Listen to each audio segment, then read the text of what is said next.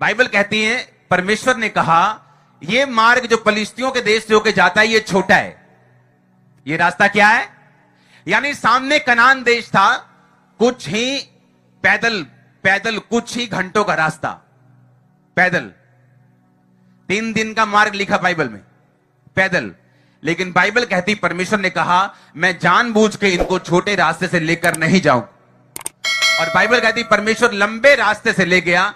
आगे आयत में लिखा कि परमेश्वर उनको चक्कर खिलाकर, बोलो चक्कर खिलाकर। ये चक्कर किसने डाला? शैतान ने। किसने डाला? कई बार आप फ्रस्ट्रेट हो जाते परमेश्वर से, आप खींच जाते खुदाबंद से कि प्रभु ये देख सामने रास्ता है, ये देख अगर ये वीजा लग गया, ये देख अगर ये हीलिंग हो गई, ये देख अगर देख मेरी उम्र 40 हो गई, अगर मेरी शादी अभी हो जाए, ये देख कितनी बड़ी गवाही बनती।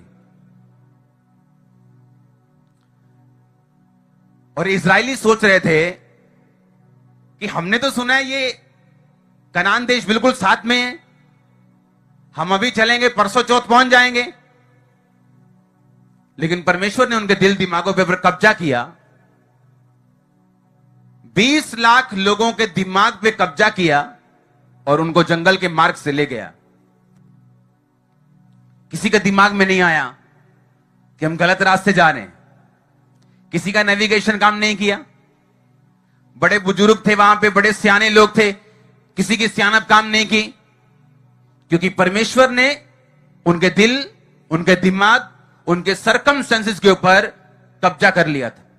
जिस दिन आप परमेश्वर को अपना जीवन देते हैं और पूरी तरह से तन मन से आप प्रभु के हो जाते हैं, आप पाप छोड़ देते हैं, बपतिस्मा लेते हैं, खुदाबंद के साथ प्योरली साफ और शुद्ध दिल से आप चलना शुरू करते हैं। लेकिन फिर भी ऐसे इंसिडेंट, ऐसी घटनाएं, ऐसी चीजें आपकी लाइफ में होती हैं, आपको लगता है ये नहीं होनी चाहिए थी, आपको लगता है ये नहीं होना चाहिए था। अगर परमेश्वर ऐसा कर देता तो क्या जाता? मेरे गुआंढी का ब्याह हो ही गया, उन्हें तो बरकत मिली गई है, ओदा भी तो वीजा आ ही गया। लेकिन परमेश्वर जानता था कि अगर ये बरकत इनको अभी मिलेगी, ये लंबा रास्ता तय नहीं कर सकेंगे, और जैसे ही फिरौन राजा इनके पीछे मारने के लिए आएगा, ये भाग जाएंगे। और परमेश्वर उनको जंगल के मार्ग से ले गया। अब सामने क्या था? समुद्र, और पीछे क्या था? फिरौन की सेना। जब उनको मारने के लिए वो आया, अब उनके पास कोई रास्ता नहीं था पीछे भागने का। तब परमेश्वर ने काम किया, स्लो करो इसे, और क्या किया? समुद्र को 2 भाग किया। अगर परमेश्वर उनको आसान रास्ते पे लेके चलता, वो कभी भी परमेश्वर के बड़े काम को अपनी जिंदगी में ना देख पाते। अगर परमेश्वर उनको आसान रास्ते पे लेके चलता, वो परमेश्वर की महिमा को अपनी लाइफ में कंप्लीटली कभी ना देख पाते। कितने मेरी बात को आज समझ रहे हैं? परमेश्वर ने कहा मैं उनको चक्कर खिलाकर उस रास्ते से लेके जाऊंगा जो लंबा है।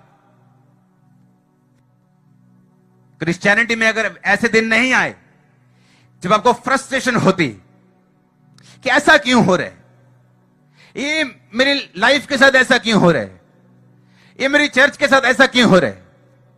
हर चर्च की अलग अलग कहानी। अमेरिका में एक चर्च थी, वो चर्च बहुत जल्दी ग्रो हुई, बढ़ती गई बढ़ती गई बढ़ती गई, और वो टेंट में चर्च लगाते थे। और उस चर्च की टेस्टिमनी है कि जब भी वो कोई जगह देखने के लिए जाते थे और जगह लेते थे, वो जगह में हमेशा गड़बड़ निकलती थी और हमेशा उनको पैसे वापस लेने पड़ते थे, उनका सौदा कैंसिल होता था हमेशा, जब भी उन्होंने कुछ करना। और ये 1 बार 2 बार 7 बार 10 बार नहीं, कितनी बार उनके साथ। और वो चर्च बढ़ती बढ़ती बढ़ती परमेश्वर ने इतनी बढ़ा दी कि वो दुनिया की सबसे बड़ी टेंट चर्च बन गई। हमारी चर्च से पहले की बात है, अभी हमारी हालेलुया। लेकिन हमारी चर्च का ये टेस्टिमनी नहीं है। हम जहां भी ले रहे हैं खुदावंद की ग्रेस, मेरी अलग टेस्टिमनी। आप समझ रहे हैं मेरी बात को? हर एक व्यक्ति की टेस्टिमनी अलग है। हर एक बंदे की लाइफ में टेस्टिमनी अलग है। हर एक व्यक्ति की लाइफ में ये सीजन आता है, ये टाइम आता है जब उसको फ्रस्ट्रेशन फील होती कि मेरे साथ ही ऐसा क्यों हो रहा है। मैं पूरा ध्यान लगा रहा हूं इस चीज के ऊपर, सब कुछ सही कर रहा हूं, लेकिन ऐसा क्यों? आप नहीं जानते। परमेश्वर आपको बचाना चाहता है। उसकी लाइफ, आपकी लाइफ के लिए उसका प्लान बड़ा है, जो अभी आप अपनी इन आंखों से और इस समझ से नहीं देख पा रहे। और जब इजरायली आगे बढ़े, लाल समुद्र के पास खड़े हुए, तो उनको मालूम हुआ कि परमेश्वर उनके डर से उनको टेम्परेरी निजात नहीं देना चाहता था। अगर वो फिलिस्तियों के मार्ग से चले जाते तो फिरौन उनका पीछा ना करता। अगर करता तो उनके पास इतनी ताकत नहीं थी वो उसे मार सकते। हमेशा वो डर इजरायलियों के दिल में रहता, कनान पहुंचने के बाद भी, कि पता नहीं किस दिन फिरौन आएगा और हमें ले जाएगा। हम बरकत तो ले रहे हैं, खुदाबंद तो हमारे साथ है, पर पता नहीं किस दिन फिरौन आएगा और हमें ले जाएगा। वो हमेशा डर में जीते। पर बाइबल कहती है उनके डर से सदा की निजात दिलवाने के लिए परमेश्वर उनको चक्कर खिला के लेके गया। लेकिन वो फ्रस्ट्रेशन वाला टाइम था। लेकिन परमेश्वर भरोसा किया, लाल समुद्र सामने आया, लाल समुद्र दो भाग किया। फिरौन सोचा कि जैसे ये नदी इस समुद्र से ऐसे निकल गए, मैं भी निकल जाऊंगा।